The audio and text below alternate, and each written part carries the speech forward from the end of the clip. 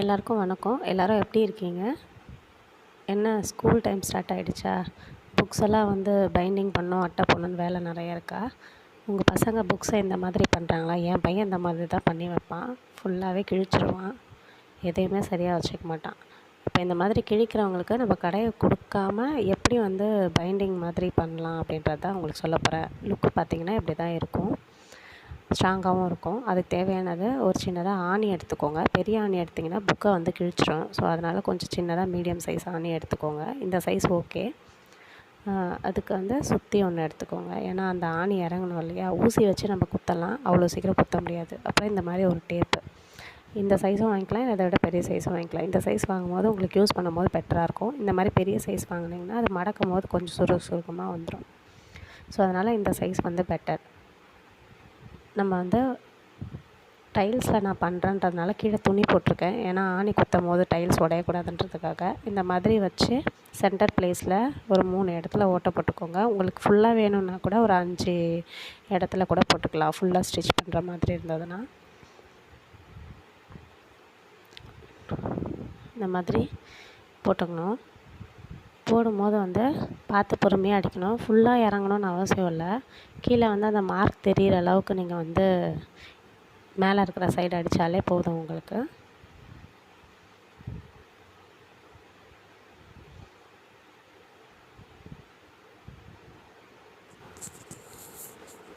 பார்த்தீங்களா? இந்த மாதிரி உங்களுக்கு எத்தனை ஹோல்ஸ் தேவையோ அத்தனை ஹோல்ஸ் போட்டுக்கோங்க. இதை ரொம்ப கீழே இறக்கமாகவும் போடக்கூடாது, ரொம்ப தள்ளியும் போடக்கூடாது. ஏன்னா புக்ஸ் பிரிக்கும் போது கொஞ்சம் கஷ்டமாக இருக்கும்.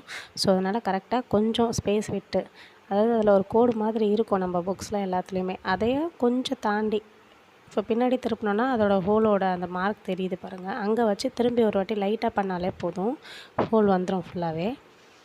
அதுக்கப்புறமா நம்ம எத்தனை ஹோல் தேவையோ அத்தனை ஹோல் போட்டுக்கிறோம். ஃபஸ்ட்டு போட்டு எடுத்துகிட்டு நம்ம ஸ்டிச் பண்ண போகிறோம். ஸ்டிச் பண்ணும்போது இந்த மாதிரி தான் ஊசி பைண்டிங் நூலுன்னே விற்கும். பைண்டிங் ஊசின்னு கேட்டிங்கன்னா கடையில் கிடைக்கும்.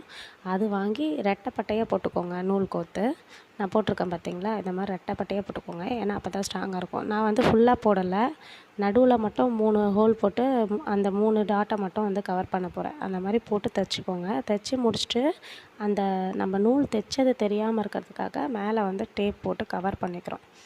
இந்த மாதிரி கவர் பண்ணும்போது அந்த என்ன சொல்கிறது, அந்த கார்னர் சீக்கிரம் கிழியாமல் இருக்கும். உங்களுக்கு பேஜஸும் கிழியாமல் இருக்கும். இந்த மாதிரி டேப் போட்டு ஒட்டி ஈவனாக வெட்டிக்கோங்க. வெட்டி எக்ஸஸாக இருக்கிறத லாஸ்ட்டாக ஃபைனலாக கட் பண்ணிக்கோங்க. பின்னாடி திருப்பியும் அதே மாதிரி ஃபுல்லாக கவர் பண்ணி ஈவனாக அழகாக ஒட்டிக்கோங்க, அந்த நூல் மறையிற மாதிரி. வீடியோ பாப்பா எடுத்துகிட்ருக்கா. நான் 2 கையிலையும் வேலை பார்த்துட்ருக்கிறதுனால வீடியோ கொஞ்சம் மோசமாக தான் இருக்கும், அட்ஜஸ்ட் பண்ணிக்கோங்க. 2 சைடும் ஒட்டிட்டு அதுக்கப்புறம் பார்த்திங்கன்னா சென்டர் கார்னரில் இருக்கு இல்லையா, அதையுமே ஒட்டிடணும். எக்ஸஸாக இருந்தால் ஒன்றும் பிரச்சனை இல்லை, அப்புறமா கட் பண்ணிக்கலாம். இப்படி நேராக வச்சு மேலே இருக்க அந்த சென்டர் பார்ட் இருக்கு இல்லையா, சென்டர் பார்ட்டையும் நம்ம ஒட்டிடணும். பொறுமையாக வச்சு லாஸ்ட் வரைக்கும் இழுத்து லைட்டாக அந்த இடத்த அமுத்தி விட்டுட்டு அதுக்கப்புறம் சைடில் இருக்கிறத அப்படியே ப்ரெஸ் பண்ணி விட்டிங்கன்னா ஒட்டிக்கும். நல்லா ஒரு ஸ்ட்ராங் க்ரிப்பாகவும் இருக்கும். இது மாதிரி பண்ணி கொடுக்கும்போது பசங்க கிழிக்காமல் வச்சுப்பாங்க. அக்கா வராது, பேப்பர்ஸ் தொலைஞ்சி போகுதுன்ற மாதிரி வராது, நல்லா ஸ்ட்ராங்காக இருக்கும். இது நம்ம கடையில் கொடுத்தோன்னா பைண்டிங் போடுறதுக்கு 100 ரூபாலேருந்து 130 ரூபா 140 ரூபா வரைக்கும் கேட்பாங்க. ஸோ இது மாதிரி பண்ணும்போது நம்மளுக்கு மணி சேவ் ஆகும். ப்ளஸ் பசங்களுக்கு ஒரு கிழிக்காத அளவுக்கு ஒரு நல்ல ஒரு பைண்டிங்கும் நம்ம பண்ணி தர மாதிரி இருக்கும். இந்த மாதிரி எக்ஸஸாக இருக்கிறது எல்லாத்தையும் சிசர் வச்சு கட் பண்ணி விட்டுருங்க. கட் பண்ணிட்டிங்கன்னா உங்களுக்கு ஈவன் ஆகிடும். இந்த மாதிரி தான் இருக்கும். நம்ம இப்படியேவும் யூஸ் பண்ணிக்கலாம். இப்போ என் பையன் இதை கூட இப்படியே கூட பார்த்துக்க மாட்டான், கிழிச்சிடுவான். ஸோ அதனால் அதுக்கு மேலே ஒரு ஷீட் போட போகிறேன். அந்த ஷீட் என்னென்னு பார்த்திங்கன்னா சில்வர் பேப்பர்னு சொல்கிறாங்க. நம்ம ப்ரௌன் ஷீட்டுக்கு பதிலாக ஒரு மாதிரி கான்ட்ராஸ்ட்டாக தெரிகிற மாதிரி ஒரு ஷீட்டு, இந்த மாதிரி ஷீட்டு தான். இதை தான் வந்து போட போகிறேன். இது போடுறது எப்படின்றத வந்து நான் உங்களுக்கு இப்போ காமிக்கிறேன். இந்த மாதிரி போட்டிங்கன்னா உங்களுக்கு சேஃபாக இருக்கும். தண்ணி கிண்ணி பசங்க இப்போ சாப்பிடும்போது அந்த சாப்பிட்டு முடிச்சுட்டு அது மேலேயே அப்படியே டேபிள் மேலே வச்சு படிக்கிறாங்க அப்படின்னா கூட அந்த அட்டையிலலாம் தண்ணி ஊறாமல் இருக்கும். ஸோ அதனால் வேண்டி எக்ஸ்ட்ரா கோட்டிங் மாதிரி அதுக்கு மேலே இந்த கவரையும் நான் போட்டு கொடுத்துருவேன். இப்படி தான் எப்போவுமே இயர்லி பண்ணி கொடுப்பேன் நான். பார்த்தீங்களா, இந்த மாதிரி ரோல் விற்கும். 30 ரூபா 35 ரூபாய்க்கு வரும்னு நினைக்கிறேன். நான் வந்து மொத்தமாக வாங்கினேன் 170க்கு 5 ரோல் இருந்தது ஒரு பாக்கெட்டில். இந்த மாதிரி வாங்கி வந்து போட்டுக்கணும். நார்மலாக நம்ம ப்ரௌன் ஷீட் எப்படி போடுவோமோ அதே மாதிரி தான். தேவையான அளவு கட் பண்ணிவிட்டு ஃபுல்லாக ஃபோல்ட் பண்ணி மடிக்கணும். கட் பண்ணும் போது கொஞ்சம் கோணல் மாடலாக நம்ம வந்து கட் பண்ணக்கூடாது. அது நேராக இருக்கணும். நேராக இருந்தால் பார்க்கறதுக்கு அழகாக இருக்கும். கட் பண்ணி ஃபுல்லாக ஃபோல்ட் பண்ணிவிட்டு டைட்டாக பிடிச்சிக்கணும். ஏன்னா இது கொஞ்சம் கவர் மாதிரி இருக்கிறதுனால வழுக்கும். டைட்டாக பிடிச்சி மடித்து வச்சுக்கிட்டு இந்த கார்னரில் இருக்கிறத நம்ம உள்ளே மடிக்கிறதுக்கு வெட்டுவோம் இல்லையா, அந்த மாதிரி வெட்டிக்கணும். 2 சைடும் சென்டராக பார்த்து புக்கை ஸ்பேஸ் பண்ணிடணும். ஸ்பேஸ் பண்ணி முடிச்சுட்டு சிசர் எடுத்து அந்த சைடு இருக்குல்ல அதை வந்து கட் பண்ணிக்கணும். அதே மாதிரி இந்த கார்னரும் கட் பண்ணிக்கோங்க.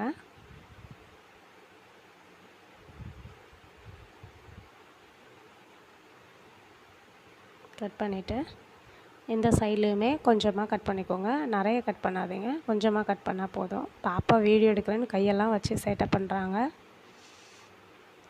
இந்த சைடுமே கட் பண்ணிவிடுங்க. இந்த மாதிரி 4 சைடும் கட் பண்ணி விட்டுக்கோங்க. கட் பண்ணிவிட்டு ஃபஸ்ட்டு என்ன பண்ணணுன்னா அந்த உள்ளே இருக்கிறது ஒரே ஒரு சிங்கிள் இருக்கும், அதை வந்து உள்ளே மடித்து விட்டுருங்க. அது வெளியே ஒன்றும் அவ்வளோ பெருசாக தெரியாது. மடிச்சுட்டு பேலன்ஸ் இருக்கிறத இப்படி மடிங்க. மடிச்சுட்டு நல்லா அழுத்தி விட்டுக்கோங்க. அதே மாதிரி அந்த சைடு எக்ஸ்ட்ரா இருக்கிறத உள்ளே மடித்து விட்டுட்டு இதை வந்து இன்சைட் த புக்குள்ளே நம்ம வந்து மடிக்கணும். மடித்தோன்னா இந்த மாதிரி ஃபினிஷிங் கிடைக்கும். அதே மாதிரி பேக் சைட்லேயும் நம்ம வந்து ஃபோல்ட் பண்ணோம். இதை வந்து வெளிப்பக்கமாக மடித்து விட்டு இதை உள் பக்கமாக மடித்து விடுங்க. இதே மாதிரி 4 சைடும் பண்ணிவிடுங்க. பண்ணிட்டிங்கன்னா உங்களுக்கு வந்து ஃபினிஷிங் சூப்பராக இருக்கும், லுக்குமே நல்லாயிருக்கும். Last final